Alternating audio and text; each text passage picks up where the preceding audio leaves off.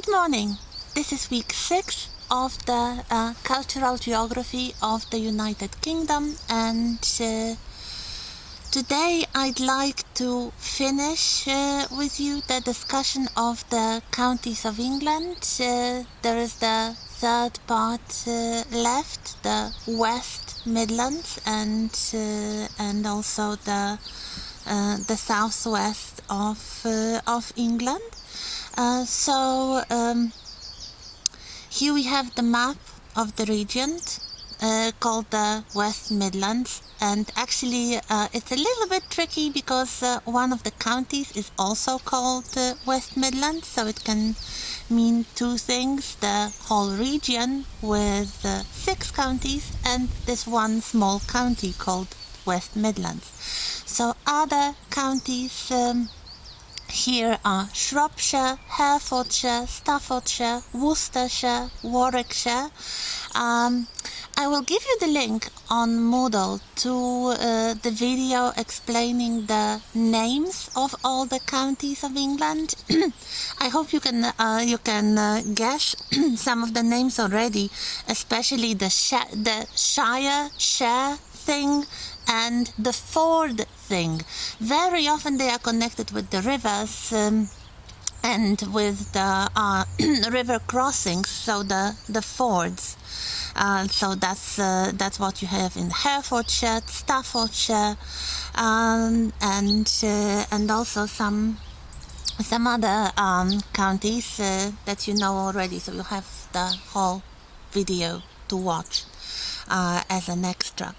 So let's look at the counties of West Midlands. So the first one is called West Midlands. As you can see, these are two completely different areas.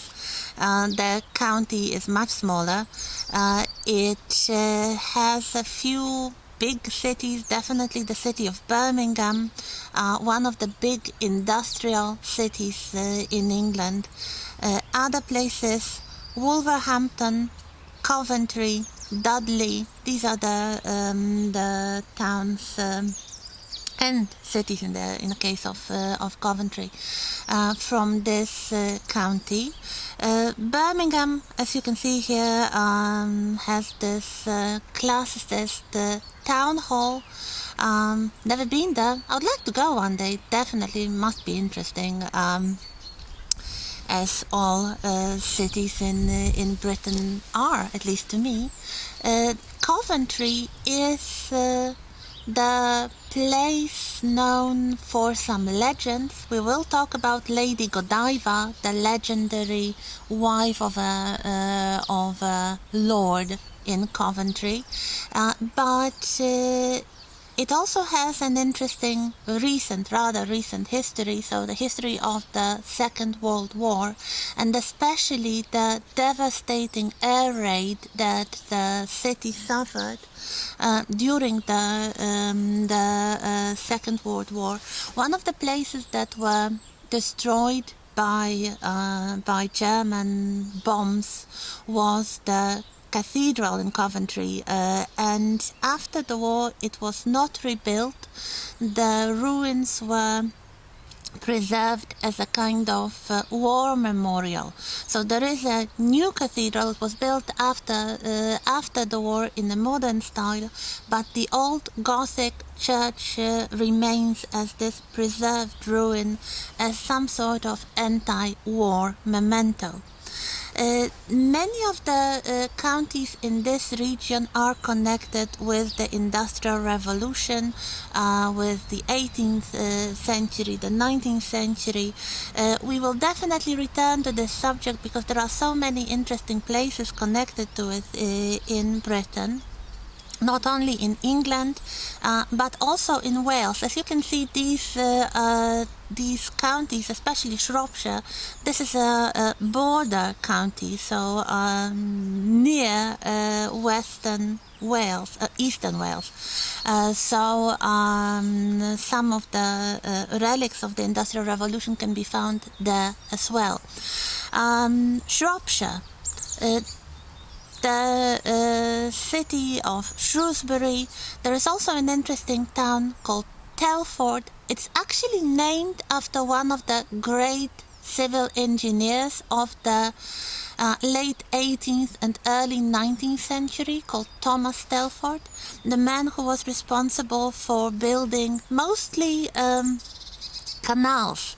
This is the area with a lot of canals still used, perhaps not so much for the industry, for shipping goods on barges as they were designed to do. This is before the reinforced roads even. This is before the railways, of course. So just as the Industrial Revolution was starting in the second half of the 18th century, this was one of the first ways to transport large quantities of sometimes heavy goods on barges. So here we have one example, Shropshire Union Canal. I will probably find a map to show you the whole system of canals in Britain because it's quite interesting. Now the barges can be rented and they are quite a popular thing to do for holidays, but it used to be a very practical arrangement for the industry. So Thomas Telford was the man responsible for building bridges and canals and tunnels and one of the great names of the Industrial Revolution. Another place very important, one of the UNESCO sites connected with the Industrial Revolution, is the Iron Bridge Gorge. And here we have the bridge itself called Iron Bridge. This was the very first bridge in the world built in this technology. So built of iron rather than stone or wood or perhaps brick. This was a completely new technology. Second half of the 18th century, the gorge, so the narrow valley, became a hub of industrial activity with ironworks and heavy industry happening there quite a lot. It's still interesting. Many of the places have been preserved and now serve as museum space. We'll talk about it when we talk about the Industrial Revolution, but just to suggest that you locate it on the map, it all started in the West Midlands. It all starts basically in Shropshire. This is the very first such site. Another place with a lot of industrial activity going on in late 18th and then the 19th centuries is Staffordshire. Staffordshire, with the cities of Stafford, of course, the county takes its name from this place. Also Newcastle under Lyme, Lichfield, Stoke-on-Trent. So these are the cities that are most important in this county. Also the area called the Potteries. The Potteries because this was the area with a lot of ceramics industry. So here we have one of the places I had a chance to visit, Gladstone Pottery Museum. This is a preserved industrial site from I think early 19th century, where pottery, usually some sort of household pottery, pots and cups and plates were made. So those very characteristic ovens, the kilns in which the pottery was baked, you might say. There are those doggies here on the illustrations, and they are sometimes called Staffordshire pottery dogs. They were extremely extremely fashionable in the 19th century. People would buy those dogs. Usually they are in pairs because you would put them on two sides of the fireplace, on the mantelpiece above the fireplace. So this shelf above the fireplace. This was something that the Victorians absolutely adored, and you can still find those dogs in some antiquary shops or something like that, and they are so ugly. They are beautiful. Of course, Staffordshire is quite famous for breeding real dogs as well. You may be familiar with the breed of dog called the Staffordshire Terrier. It also is, of course, connected with this county. But the pottery dogs perhaps combine the two specialties of the country, the dogs and the ceramics industry. Also, we have the image of very popular theme park called Alton Towers, which was opened actually on a private estate. This was an idea of some local landowner to earn some money. It's still there, and I guess the estate and the gardens are just as interesting as the theme park. Never been there. I would go, especially to the gardens, but haven't yet. Next county is Herefordshire. Named after the town of Hereford, as you can see, or the city of Hereford, really, because it has a cathedral. The ford was on the River Wye. If you watch this other video, apparently the hare thing refers to some army formation, some sort of military formation. So this is like the kind of military fort, or the ford that was used for military crossing, apparently, probably before the bridge on the River Wye was made. It's mostly a rural county, quite famous for their own breed of cattle. So here we have a Hereford cattle breed. Next county, Worcestershire. This is one of those counties with quite complicated names, so you do not read all the letters here. It's not Worcester or anything like that. Worcestershire. With the city of Worcester, with Worcester Cathedral. There is Worcester sauce, a very famous spice condiment from the 19th century with some exotic ingredients. We'll talk about it when we talk about regional foods. So here we have this old city of Worcester. We also have the area called Malvern Hills, which is one of those picturesque hilly areas in western England. Let's put it this way.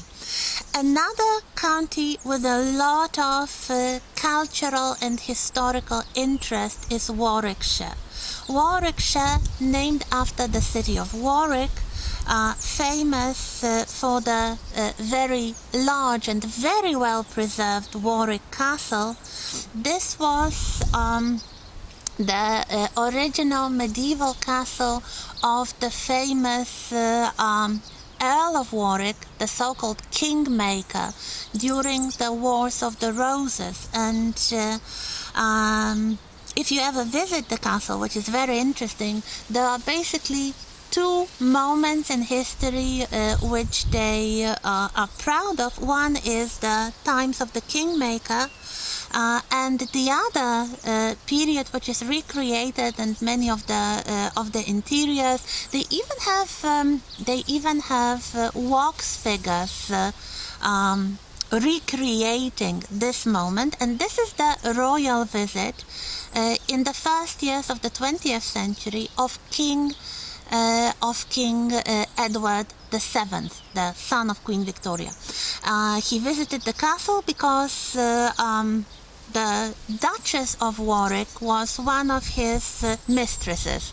So yes, he was a great womanizer, and the Duchess of Warwick, Daisy, was a famous socialite, very much admired for her style and beauty, and also political connections deriving, at least partially, from her involvement with the king.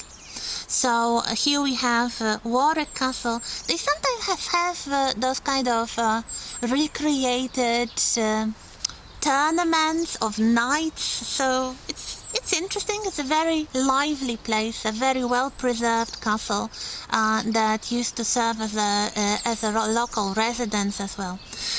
Another place is Rugby, another place connected with the famous public school, and of course a sport whose rules were codified there. So the game of rugby is named after a town in Warwickshire, and the city of it's a town, it doesn't have a cathedral, but maybe it has city status because it's so important. Stratford upon Avon, so Shakespeare City basically, a beautifully preserved city with a lot of old half-timbered houses, some of the buildings directly related to William Shakespeare and his family.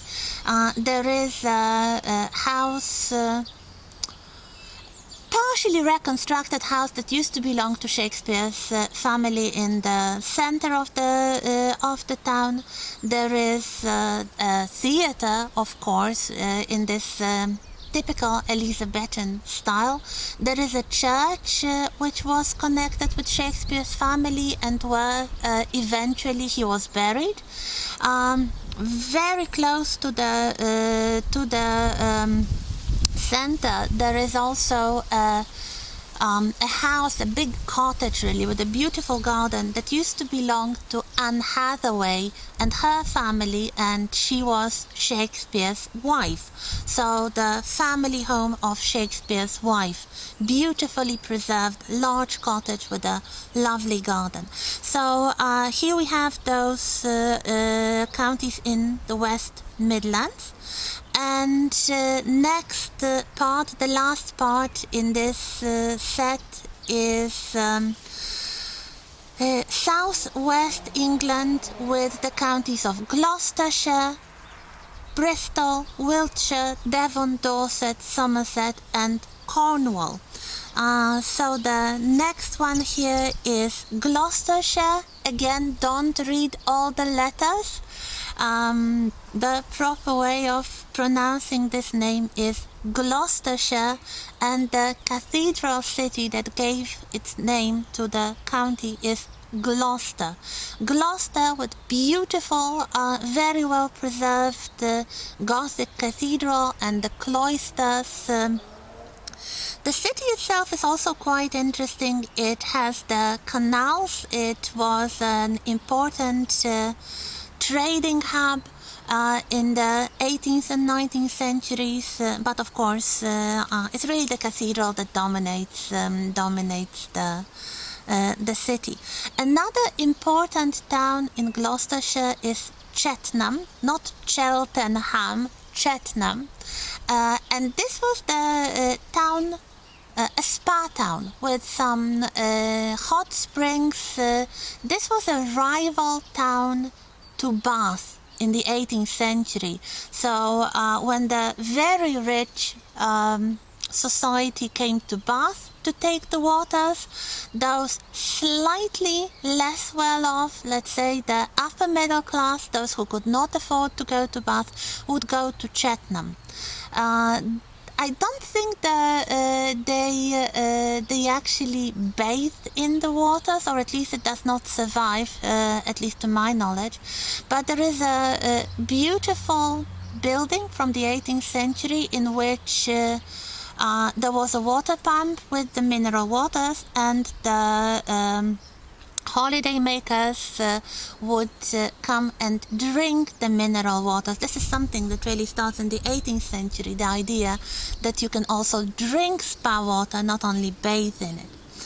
Part of Gloucestershire is taken by another very picturesque range of hills called the Cotswolds. The Cotswolds are on the border between England and Wales. They are very famous for the kind of sandstone that is there, and the local architecture basing on the sandstone.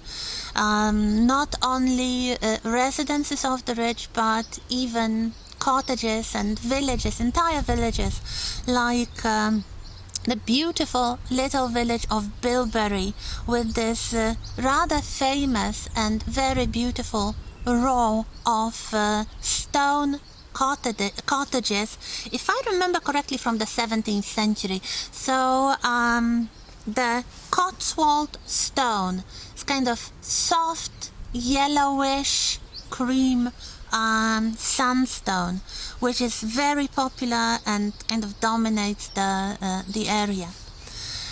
Another place to see in southwest England is the county of Wiltshire, and this is the county which is most famous for the prehistoric monuments, especially Stonehenge. Of course, this is the place where Stonehenge is situated on a flat land.